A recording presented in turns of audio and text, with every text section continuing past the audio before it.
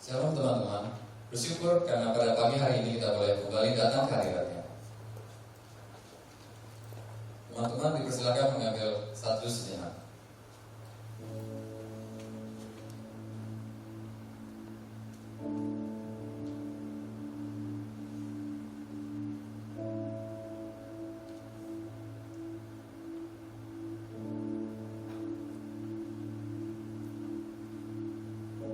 Seperti dalam Kolose 1 ayat 15, bahwa Yesus adalah gambar Allah yang tidak kelihatan. Dia telah memperkenalkan kepada kita siapa itu Allah. Oleh karena itu dia patut dimuliakan, dia patut dipuji. Mari sama-sama kita bangkit berdiri untuk mengawali ibadah kita pada pagi hari ini. Kita bacakan ayat pertanggapan kita yang diambil dari Mazmur 96 ayat 4 sampai 7.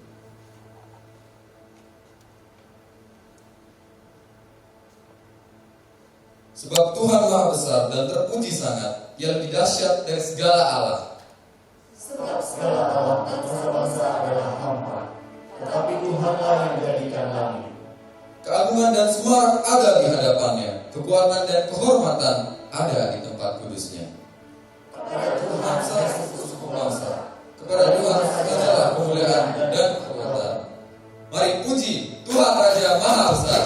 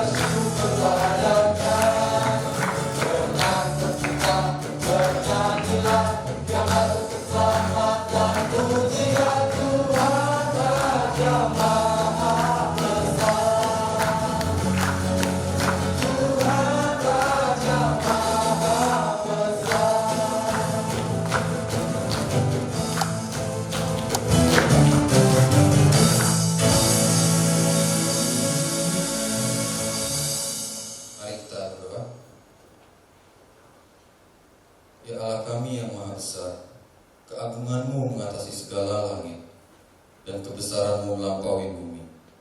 Betapa kami kagum akan Engkau. Ya Allah, saat ini kami datang ke hadapan-Mu, memenuhi undangan-Mu untuk bersekutu dengan-Mu, memuji dan menyembah Engkau. Layakkan kami dalam segala keberadaan kami, sehingga kami boleh mengalami perjumpaan pribadi dengan-Mu. Ini doa dan sembah kami. Hanya dalam nama Tuhan Yesus kami berdoa. Amin. Teman-teman silakan duduk. Dalam kehidupan hanya ada dua pilihan. Dalam hati, ingin memilih untuk bertekun dalam iman. Tetapi di sisi lain, banyak sekali godaan yang menahan. Aku berusaha untuk kuat, tetapi itu semua tak tertahankan. Diri ini sangat senang akan kehidupan duniawi, tetapi hati ini sangat ingin untuk keluar dari keduniawian ini. Kurenungkan setiap langkah perjalananku, jatuh dan bangunku. Lalu aku tersadar bahwa aku salah memilih jalan. Hidup dengan hal keduniawian ini telah kutinggalkan. Aku tak lagi mengizinkan diriku masuk ke dalamnya. Aku ingin kembali kepada kerinduan hatiku. Kembali untuk bertekun dalam iman dan harapan.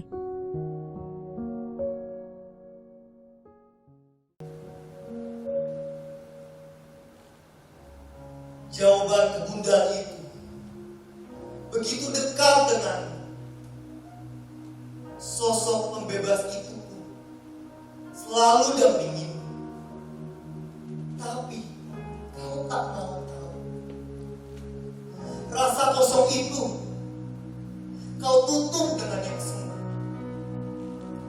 Kau biarkan sengat maut itu menguasaimu, menggantung asamu satu-satu, hingga kau berseru, Tuhan, tolong aku. Ku butuh kasih-Mu. Tak mau dosa merenggutku. Segeralah tolong anakmu.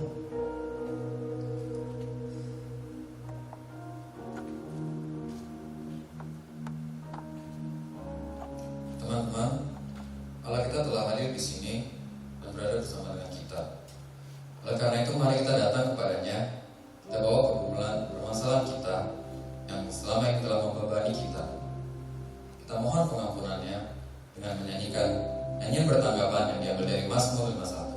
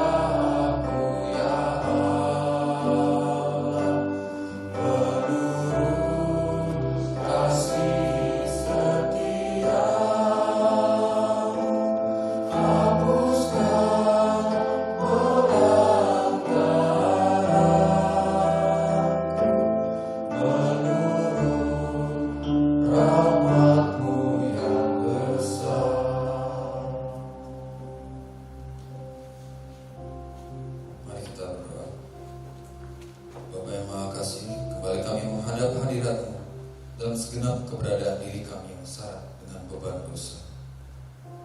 Kami telah mendukakan Engkau dengan cara hidup kami yang menyimpang dari jalan-Mu. Kami memilih untuk mengisi kekosongan hati kami dengan pornografi, mengisi waktu kami dengan game online dan bermedia sosial daripada merenungkan firman-Mu. Kami merasa lebih hebat sehingga berhak untuk menjatuhkan sesama kami. Dengarkanlah seruan permohonan kami ya Allah, tahirkanlah kami dari dosa kami.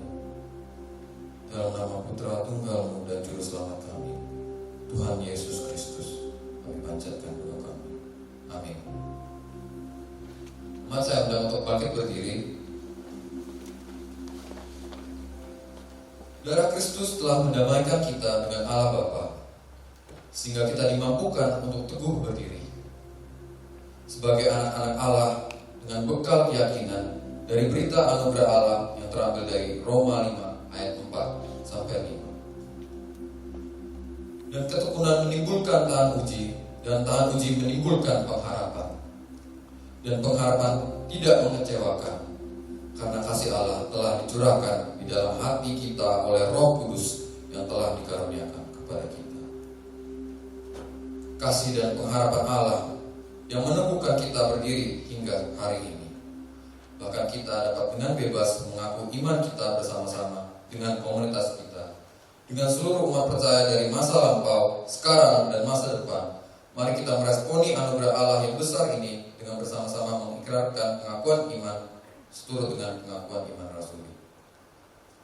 Aku percaya kepada Allah, Bapa yang Maha Kuasa, Khalik langit dan bumi, dan kepada Yesus Kristus, Anak yang tunggal Tuhan kita, yang dikandung dari Roh Kudus, lahir dari anak Maria, yang menderita sengsara di bawah pemerintahan Pontius Pilatus, disalibkan, mati dan dikuburkan, turun ke dalam kerajaan maut, pada hari yang ketiga bangkit pula dari antara orang mati, naik ke surga, duduk di sebelah kanan Allah, Bapa yang Maha Kuasa, dan dari sana Ia akan datang untuk menghakimi orang yang hidup dan yang mati. Aku percaya pada Roh Kudus, gereja yang kudus dan am, persekutuan orang kudus, pengampunan dosa, kebangkitan tubuh, dan hidup yang kekal. Amin. Saudara-saudara, kasih Allah dalam Kristus Yesus telah menjamin keselamatan kita. Persekutuannya telah mendorong kita untuk terus membentuk spiritualitas kita dan mentransformasi hidup kita. Oleh karena itu, dengan hati yang penuh syukur, mari kita naikkan pujian Blessed Assurance.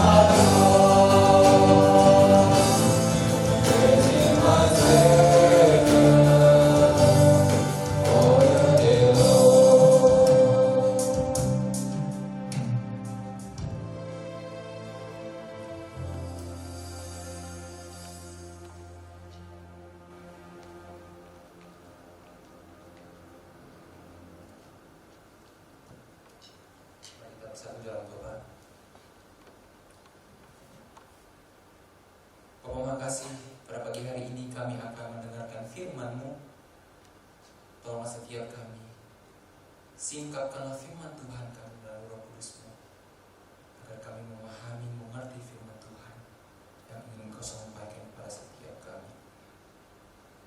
Urapilah hati kami Tuhan, dalam Kristus kami berdoa. Amin. Selamat pagi. Silakan duduk.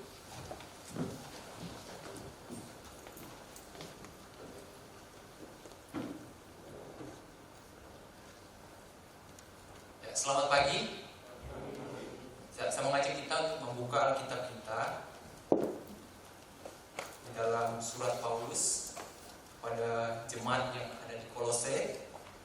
Kolose pasal yang pertama, ayat yang ke-21 sampai ayat yang ke-23. Kolose pasal yang pertama, ayat yang ke-21 sampai ayat yang ke-23. Saya akan membacakan untuk kita semua. Juga kamu yang dahulu hidup jauh dari Tuhan dan yang memusuhinya dalam hati dan pikiran, seperti yang nyata dari perbuatanmu yang jahat, sekarang diperdamaikannya di dalam tubuh jasmani Kristus oleh kematiannya, untuk menempatkan kamu kudus dan tak bercela dan tak bercacat di hadapannya. Sebab itu kamu harus bertekun dalam iman, tetap teguh dan tidak bergoncang, dan jangan mau digeser dari pengharapan Injil yang telah kamu dengar dan yang telah dikabarkan di seluruh alam di bawah langit, dan yang aku ini, Paulus, telah menjadi pelayannya. Sekian pembacaan firman Tuhan. Selamat pagi anak muda. Pagi.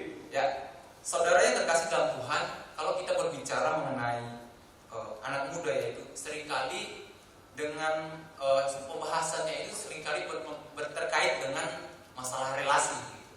Apakah itu relasi persahabatan, teman biasa, atau hubungan pacaran gitu. Nah, seringkali relasi ini mengalami konflik, entah itu konflik kecil atau konflik besar yang pada akhirnya berujung sampai kepada namanya itu permusuhan.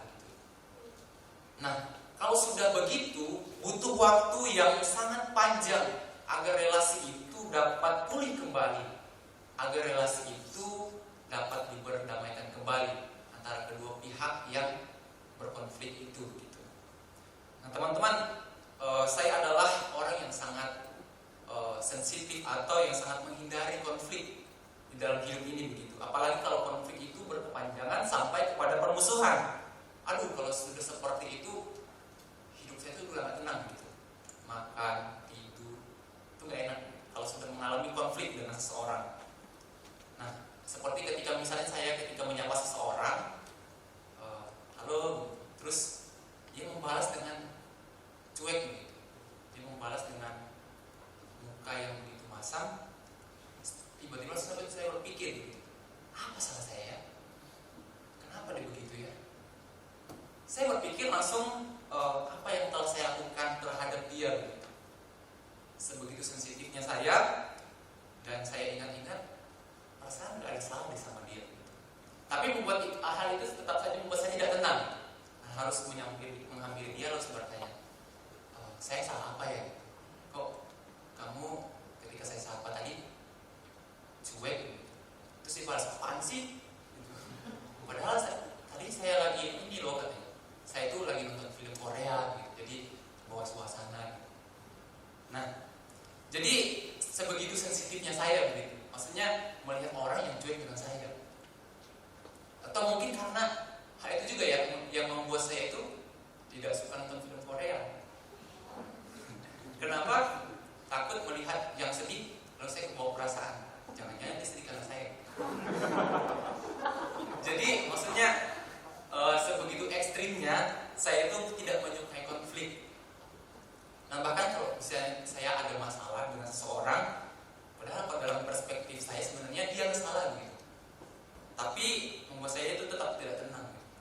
Dan kalau bisa saya menghampiri dia, saya minta maaf, walaupun saya nggak salah. Nah, itu kalau bayangkan ya, kalau saya punya pasangan atau punya pacar yang sama sifatnya seperti saya, begitu, tidak suka dengan konflik, terus saya ketemu, ya udah, saya yang salah, terus dibalas sama dia, enggak kok saya yang salah, gitu. Enggak, saya yang salah, gitu. Ya udah, kita putus aja, gitu. Jadi akhirnya konflik menimbulkan konflik baru.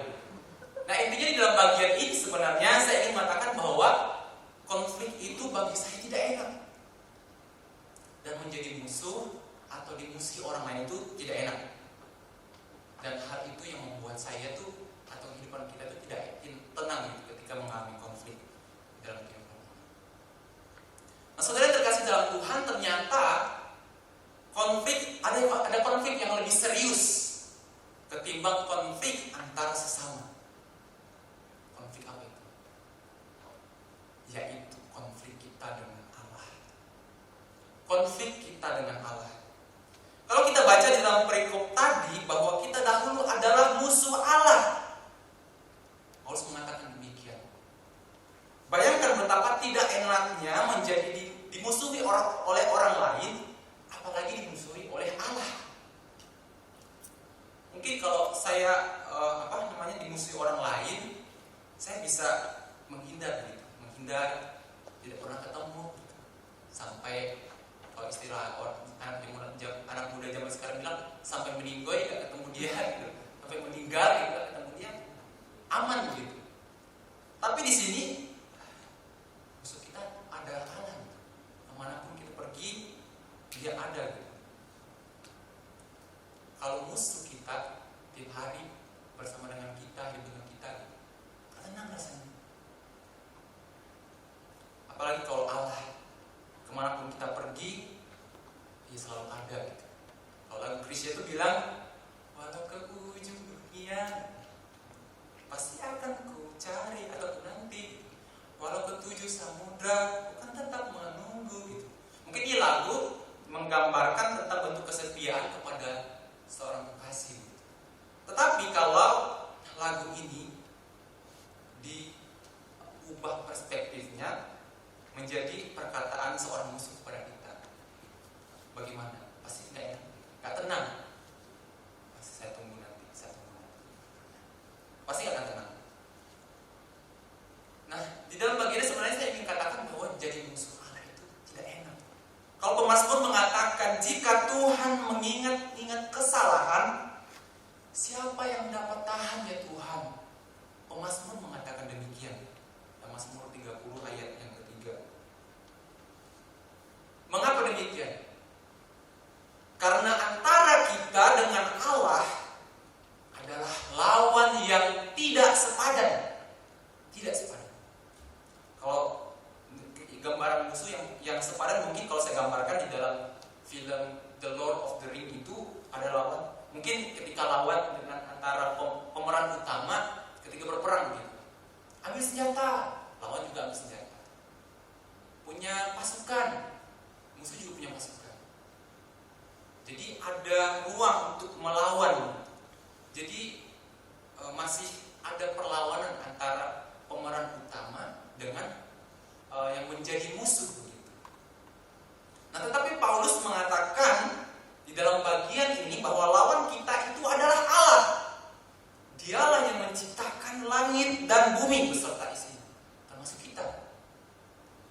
Kalau kita lihat di dalam Perjanjian Lama, dikatakan bahwa tidak ada yang dapat menatap Allah, menatap kemuliaan Allah. Bahkan orang bisa mati ketika melihat kemuliaan Allah. Selain itu juga di dalam Perjanjian Lama, kalau kita melihat ketika Allah menjadi musuh atau ketika Allah berpihak pada bangsa Israel, tidak ada bangsa yang dapat mengalahkan bangsa Israel, sekuat apapun itu. Dan kita, kalau kita melihat secara pribadi, kita adalah manusia yang lemah, manusia kecil, dan hanya ciptaan begitu. Baru seharian diet paper udah pusing, minta panadol gitu.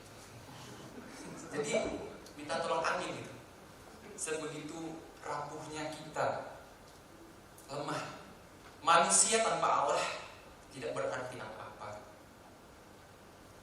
Kalau juga saya gambarkan di dalam film-film kerajaan, kita tuh ibarat musuh yang tertangkap karena mencuri dan kemudian akan dihukum oleh raja. Aduh, tali gantungnya sudah di leher, dan tinggal menunggu aba-aba untuk dieksekusi. Apa artinya, saudara? Saya ingin mengatakan bahwa betapa ngerinya menjadi musuh Allah. Menjadi musuh Allah berarti tidak ada harapan. Menjadi musuh Allah berarti mengalami jurang kematian. Kalau kita melihat kengeriannya sedemikian rupa, tidak ada yang berharap untuk menjadi musuh Allah atau dimusuhi oleh Allah. Kalau kita baca jelas di ayat 21, Paulus mengatakan bahwa juga kamu dahulu hidup jauh dari Allah dan memusuhinya dalam hati dan pikiran seperti yang nyata dalam perbuatanmu yang jahat. Paulus mengatakan memusuhinya dalam hati dan pikiran. Nah, dalam bagian ini menunjukkan bahwa keseluruhan hidup kita cenderung melakukan yang jahat, cenderung melakukan dosa dan melakukan yang tidak berkenan di hadapan Allah. Pikiran kita, cara hidup kita, perkataan kita, sikap kita memusuhi Allah. Coba kita pikirkan sejenak, apa yang sering ada di pikiran kita? Apa yang sering ada di ucapan kita, di perkataan kita? Caci makian kah? Berkat kah? Atau kutukah? Dan apa yang sering kita lakukan dengan tubuh kita? Kecenderungan semuanya itu melakukan dosa. Dan dengan demikian hidup kita pantas dimurkai oleh Allah karena dosa. Kalau dengan demikian kita itu sebenarnya adalah musuh yang akan mengalami hukuman dan murka yang mengerikan dari Allah karena dosa. Itulah status kita. Nah, saudara yang terkasih dalam Tuhan, tetapi di tengah situasi yang mengerikan dan menegangkan itu, bahwa kita berada di bawah hukuman, ada satu berita yang dahsyat yang disampaikan oleh Paulus di dalam bagian ini. Ada satu kata yang mengubah situasi dari keadaan kita, yaitu kata D, yang artinya itu tetapi. Di dalam ayat 21, kata ini kecil, tetapi memberikan satu perubahan yang begitu signifikan tentang keadaan kita. Paulus mengatakan kita dahulu adalah musuh Allah karena perbuatan kita, tetapi sekarang diperdamaikannya dalam jasmani Kristus oleh kematiannya. Peristiwa salib membalikkan keadaan hidup kita yang seharusnya dimurkai karena dosa dan dihukum karena dosa, tetapi sekarang diperdamaikan dengan Allah di dalam kematian Kristus. Lalu kita bisa bertanya, mengapa kematian Kristus itu sanggup mendamaikan antara manusia dengan Allah? Paulus mengatakan di ayat yang ke-19 bahwa seluruh kepenuhan Allah berkenan di dalam Kristus. Kalau teman-teman juga baca mulai dari ayat 15, menggambarkan bahwa Yesus adalah korban yang memenuhi syarat pendamaian antara kita dengan Allah. Nah, jadi melalui kematian Kristus kita sudah didamaikan dengan Allah dan tidak ditimpa murka lagi. Kematian Kristus mentransformasi kehidupan kita. Kalau berbicara tentang transformasi, artinya ada satu perubahan yang tidak hanya bebas dari hukuman, tetapi memiliki status yang baru, hidup yang baru. Di ayat 22 Paulus mengatakan bahwa pendamaian itu menempatkan kamu kudus, tidak bercela, tidak bercacat. Itu status kita sekarang. Melalui kematian Kristus, di hadapan Allah kita tidak bercacat. Di hadapan Allah kita tidak bercacat. Nah, artinya sekarang kita sudah menghidupi status baru, identitas yang baru. Nah, kalau saya gambarkan lagi, mungkin kita dahulu ada seorang yang biasa yang seharusnya dihukum karena kesalahan, tetapi sekarang didamaikan, bahkan diangkat menjadi keluarga kerajaan. Begitu. Kalau saya gambarkan dalam film-film kerajaan. Kalau sudah demikian bagaimana? Sebenarnya kita adalah orang biasa yang harusnya dihukum, tetapi didamaikan, tidak jadi dihukum, justru malah diangkat menjadi keluarga kerajaan. Apakah itu kurang enak? Itu gambarannya begitu enak begitu. Siapa yang tidak mau diangkat demikian? Pasti semua mau begitu. Tetapi tentunya jika kita sudah diangkat sebagai bagian dari keluarga kerajaan, pasti apa yang kita lakukan, kesalahan kita lakukan dahulu, kita tidak lakukan lagi, karena status kita sudah beda. Dan seharusnya menjalani hidup seperti orang kerajaan. Dan ketika kita direkonsiliasi melalui kematian Kristus, hidup kita juga bersamaan telah ditransformasi menjadi bagian orang kudus. Status kita bukan lagi musuh, tetapi anak Allah. Itu status kita sekarang, anak Allah. Lalu bagaimana cara hidup sebagai orang kudus itu? Paulus mengatakan bahwa cara hidup orang kudus itu adalah hidup yang bertekun dalam iman. Itu tercatat di ayat yang ke-23. Lalu apa artinya bertekun dalam iman? Apakah cuma beribadah, rajin beribadah tiap minggu begitu, terus menjaga sikap perkataan ketika hari Minggu, ketika di gereja, ketika di depan rumah Tuhan, Pak, Bu gitu. Tapi ketika di luar itu perkataan kita sudah tidak terkontrol lagi. Apakah seperti itu? Nah, ini menarik untuk kita bahas bersama. Bertekun sebenarnya dijelaskan oleh Paulus di ayat yang ke-23 itu memiliki arti tetap teguh dan tidak bergoyang, dan jangan mau digeser dari pengharapan Injil. Dan sebenarnya kalau kita perhatikan dari bahasa aslinya itu, ketekunan itu seakan-akan menjadi sebuah syarat dari rekonsiliasi. Jika saya bahasakan itu, bahwa tujuan pendamaian itu dapat terjadi, dapat terlaksana jika ada ketekunan di dalam iman. Maka demikian artinya. Tapi ternyata arti ketekunan dalam bagian ini dijelaskan melalui dua kata selanjutnya, yang kalau di dalam bahasa aslinya itu sebenarnya berbentuk pasif. LAI menerjemahkannya dengan kata tetap teguh, tetapi sebenarnya lebih tepat diartikan dikukuhkan dan tidak digeser. Itu dalam bentuk pasif. Artinya ketekunan kita adalah ketekunan yang dikerjakan oleh Allah. Dan kalau kita dapat bertekun dalam iman, itu pun juga karena Allah. Mungkin di dalam bagian ini kita berkesimpulan, oh berarti tidak perlu effort untuk bertekun dalam iman. Toh juga Allah telah melakukannya bagi kita. Mungkin kita berpikir seperti itu. Tetapi bukan demikian seharusnya.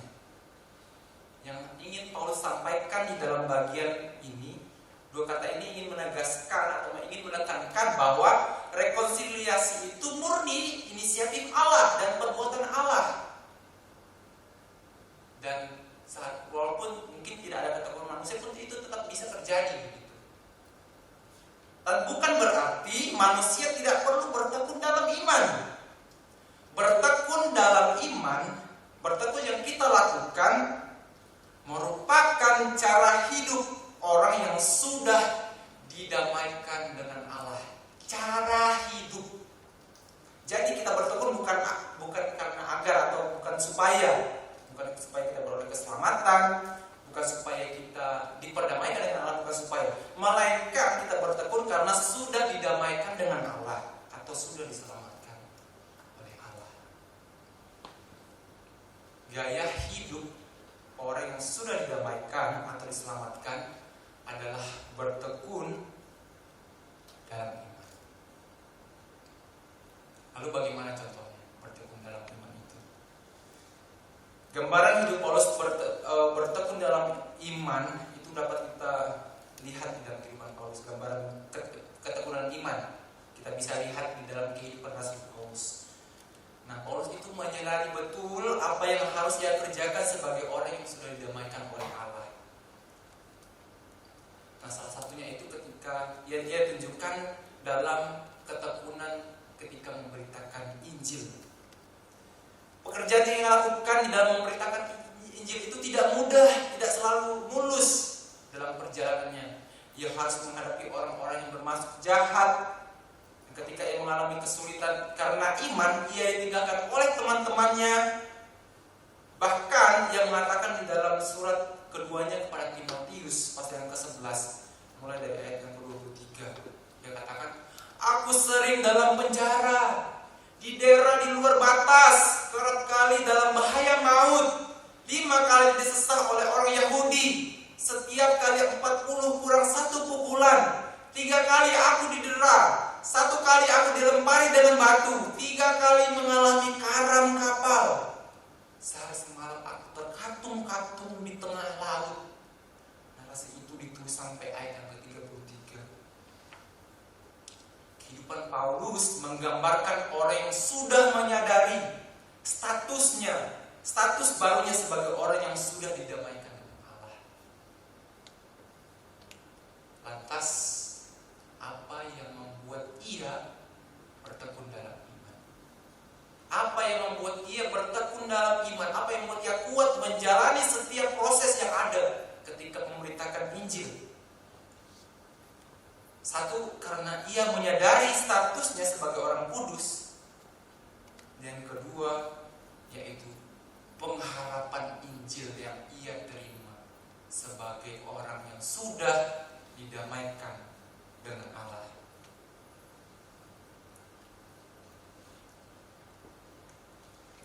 Yang pertama, karena ketekunan itu adalah gaya hidup yang menyadari bahwa ia sebagai orang yang sudah ditebus oleh Allah, sudah diperdamaikan dengan Allah. Dan yang kedua, karena ada pengharapan Injil bagi orang yang bertekun. Pengharapan Injil yang Paulus sampaikan dalam bagian ini adalah gambaran hidup bersama Allah di dalam kemuliaan.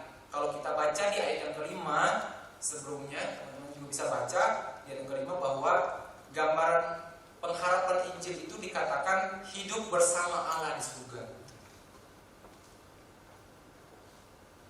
Paulus tidak menjadikan pengharapan manusia sebagai ukuran keberhasilannya. Ia mengarahkan pandangannya kepada mahkota kehidupan yang telah disediakan Tuhan, sekalipun kehidupannya sulit ketika mengabarkan firman Tuhan. Mungkin kita berpikir hidup saya tuh pasti enggaklah seperti Paulus begitu. Enggak susah begitulah gitu. Karena ya saya sering di rumah, ya, paling pergi sekolah pun online gitu. Mungkin kita berpikir bahwa kehidupan kita tidak mungkinlah seperti Paulus begitu. Tapi teman-teman, saudara-saudara yang dikasihi dalam Tuhan, ada banyak hal yang dapat menguji ketekunan iman kita sebagai anak muda di masa kini.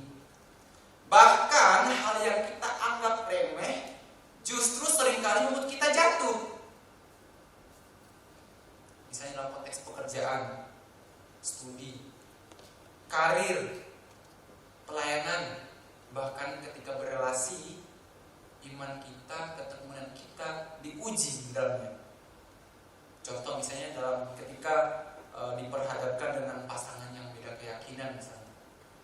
Terkadang tidak cowok, tidak cewek itu terkadang lemah dalam hal itu. Ada satu teman saya itu pernah dicurhat tentang dirinya bahwa ia sangat bergumul dengan imannya karena itu tadi, karena ia memilih untuk berpacaran dengan orang yang beda agama. Nah, apalagi di masa pandemi ini banyak orang mengalami kesulitan ekonomi sehingga diperhadapkan dengan godaan yang menghalalkan berbagai cara demi keberlangsungan hidup. Ingat bahwa antara ketekunan dan godaan itu sama seperti dua mata koin yang tidak terpisahkan. Ketika menghadapi godaan-godaan itu, justru keimanan kita, ketekunan iman kita diuji. Oleh karena itu, kekudusan kita tidak hanya terlihat ketika hari Minggu saja, ketika kita hanya berada di komunitas kekristenan, tidak hanya ketika bertemu Pak Pendeta atau hamba Tuhan. Tetapi kekudusan itu justru dinyatakan dalam kehidupan kita sehari-hari, dimanapun, kapanpun, dan dengan siapapun. Perkataan kita, pikiran kita, perbuatan kita seharusnya kita jaga sebagai orang yang sudah didamaikan dengan Allah. Ketekunan Paulus mendorong kita untuk juga ikut bertekun, bekerja dengan mengarahkan pandangan pada upah yang sudah disediakan oleh Tuhan. Dan ketika kelak kita dipanggil di hadapannya, kita dapat dengan lega mengatakan seperti Paulus, "Aku sudah mengakhiri pertandingan yang baik. Aku telah mencapai garis akhir. Dan aku telah memelihara iman." Saudara kasih dalam Tuhan, firman Tuhan hari ini menyadarkan bahwa kita sekarang sudah berdamai dengan Tuhan melalui pengorbanan Kristus dan mengangkat kita sebagai orang kudus. Tinggal kita memilih untuk tetap bertekun dalam iman dan sebagai orang kudus dengan dunia ini, atau memilih untuk menjadi musuh Allah dengan cara hidup kita yang tidak berkenan kepada Allah. Mari kita berdoa. Bapa di dalam surga, sebagai orang kudus, kami juga tetap rentan untuk jatuh ke dalam berbagai pencobaan, sehingga hal-hal itu menguji ketekunan kami. Tetapi kami bersyukur dalam perjuangan ketekunan iman kami, ada Roh Kudus Tuhan juga yang menolong kami untuk tetap bertekun dalam iman. Kiranya Tuhan menolong kami sebagai anak muda dalam berbagai godaan hidup, agar kami tetap menyadari status kami, hidup kami yang sudah didamaikan dengan Allah, yaitu bertekun dalam iman. Terima kasih Tuhan, kami serahkan hidup kami ke dalam tangan. Dalam nama Tuhan Yesus kami berdoa. Amin.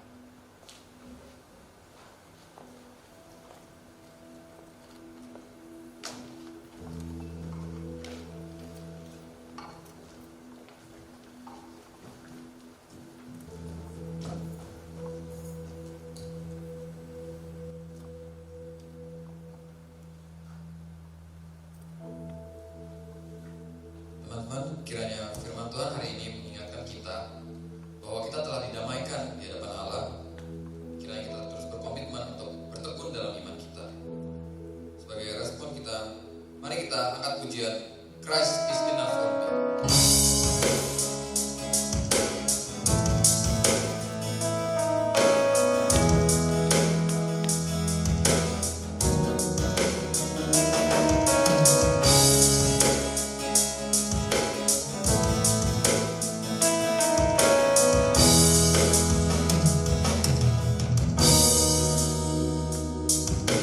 Christ is my reward.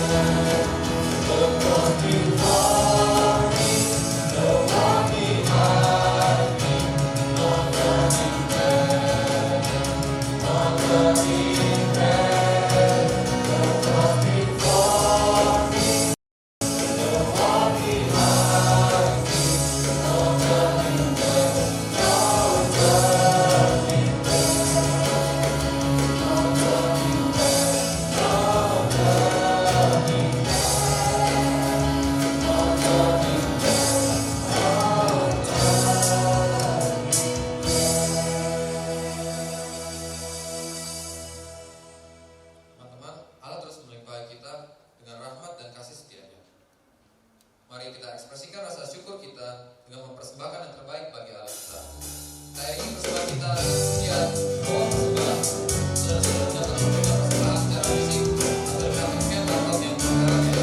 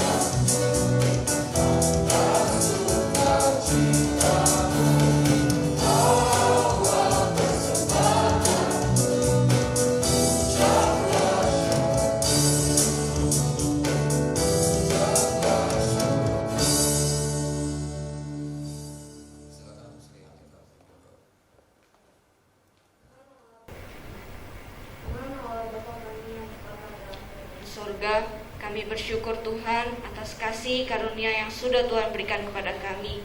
Kami bersyukur ya Tuhan jikalau kami boleh diberikan kesempatan Tuhan untuk melayani Engkau. Terlebih saat ini kami bersyukur jikalau kami boleh memberikan persembahan ini. Tuhan, mungkin ini tidak seberapa, tetapi kami mau ya Tuhan persembahan ini terus menjadi berkat bagi banyak orang. Terima kasih Tuhan, Engkau berkati setiap tangan-tangan yang sudah memberikan persembahan ini. Engkau juga berkati setiap tangan-tangan yang akan mengelola persembahan ini. Terima kasih Tuhan, kami serahkan hidup kami sepenuhnya ke dalam tangan kasih-Mu. Dalam nama Tuhan Yesus Kristus kami sudah berdoa dan mengucap syukur. Amin. Bersama-sama kita akan mengikrarkan secara bertanggapan komitmen kita di hadapan Allah untuk terus bertekun dalam iman. Umat yang dikasihi Tuhan, maukah engkau menjadikan Kristus sebagai yang terutama dalam hidupmu? Ya, kami berkomitmen untuk menjadikan Dia yang utama dalam hidup kami. Maukah engkau tetap teguh dalam Kristus di tengah segala tantangan dunia? Ya, Dialah satu-satunya batu karang kami yang teguh. Maukah engkau senantiasa bertekun dalam iman dengan dasar pengharapan yang engkau terima dari Kristus? Ya, dengan sepenuh hati kami berjanji terus bertekun dalam iman kepada-Nya. Terpujilah Allah Bapa, Anak dan Roh Kudus, bagilah segala syukur dan hormat. Doksor.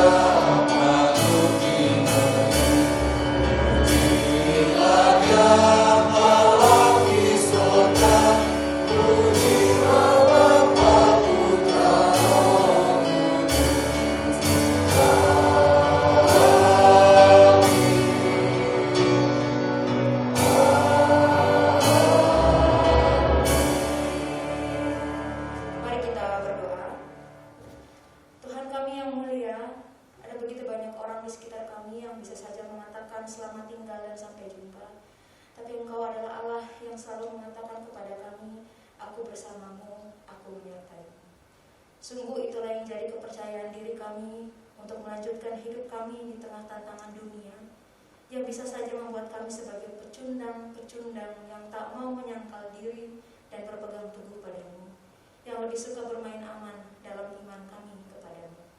Tuhan, kami mau menjalani hidup ini dengan tegar, agar firman-Mu bisa kami sampaikan dengan jelas dalam hidup ini.